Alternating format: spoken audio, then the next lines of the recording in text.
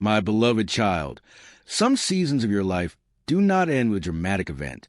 There is no thunder, no announcement, no unmistakable sign that suddenly tells you, everything is changing now. Instead, the shift comes quietly, like the wind changing before the rain, like the fading light in a room that makes you realize you've been sitting there far longer than you intended. You may not remember the exact moment it began, but deep within you, you know something has changed. The things that once satisfied you no longer satisfy you. The places that once felt safe now feel too small. The conversations that once felt familiar no longer reach the depth of what I am doing inside you. The habits that once helped you survive are no longer sufficient to carry you into your next season. Do not be afraid of this restlessness. My child, I am not confusing you. I am awakening you. You have spent much of your life wanting certainty. You wanted to know every step before taking the first one. You wanted to see the entire road before trusting me with the journey. You wanted a sign so obvious that you would never have to wonder whether you heard my voice correctly. But there are journeys I do not reveal through maps. I reveal them through invitations. There are doors you cannot see while you're still standing inside the old room. There are paths that only become visible after you take the first step. So if you feel caught between what was and what is coming, do not assume you are lost. You may simply be standing at a threshold. One side is familiar, but it no longer gives you life. The other side is unfamiliar, but something within you keeps drawing you toward it. That tension is not always a warning. Sometimes it is evidence of growth.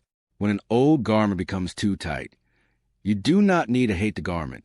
You simply recognize that you have grown. When an old vessel can no longer contain what I am pouring into you, you do not need to force yourself back into the shape you were yesterday. You have grown beyond what once held you.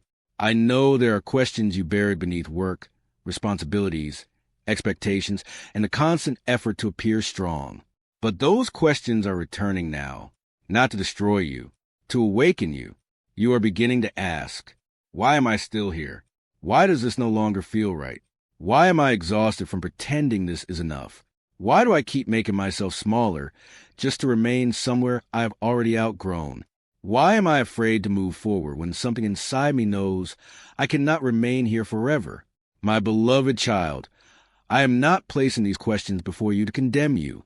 I am placing them like lamps along the road. They are helping you see what you could not see before. There were years when you believed you were waiting for nothing. You watched other people move forward. You watched them receive opportunities, answers, relationships, recognition, and doors that seemed to open effortlessly. Meanwhile, you remain in a season of silence. But I want you to understand something. Your waiting was not wasted. The hidden years were not empty. While you thought nothing was happening, I was working beneath the surface. I was removing fear. I was breaking unhealthy dependence. I was teaching you not to live for approval. I was loosening your grip on familiar things simply because they were familiar. I was preparing your roots. A seed does not become a tree because it is impatient.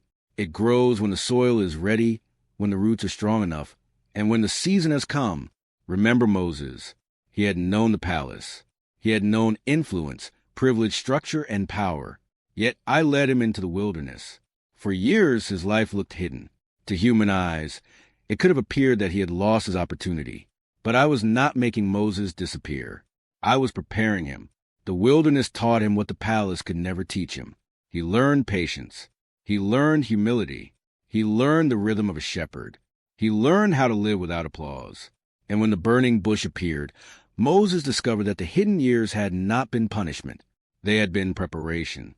My child, your hidden season has not been meaningless either. The doors that remained closed taught you patience. The opportunities you did not receive taught you that your worth was never dependent on being chosen by people. The applause that disappeared taught you how to live without constantly needing validation. The delays taught you endurance.